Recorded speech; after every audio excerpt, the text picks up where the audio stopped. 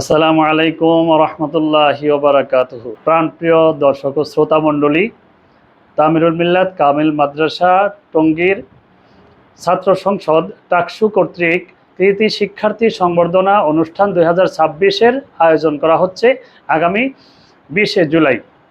আমাদের প্রত্যাশা এই অনুষ্ঠানটি অত্যন্ত ফলপ্রসূ হবে এবং এই অনুষ্ঠানের মাধ্যমে কৃতি ছাত্র যারা ইতিমধ্যে বিভিন্ন বিশ্ববিদ্যালয়, মেডিকেল কলেজ এবং ইঞ্জিনিয়ারিং ইউনিভার্সিটিগুলোতে ভর্তির মাধ্যমে নিজেদের কৃতিত্বের স্বাক্ষর রেখেছে, তারা আরও উৎসাহিত হবে, উদ্দীপ্ত হবে এবং দেশ জাতির জন্য নিজেদেরকে প্রস্তুত করার প্রেরণা পাবে।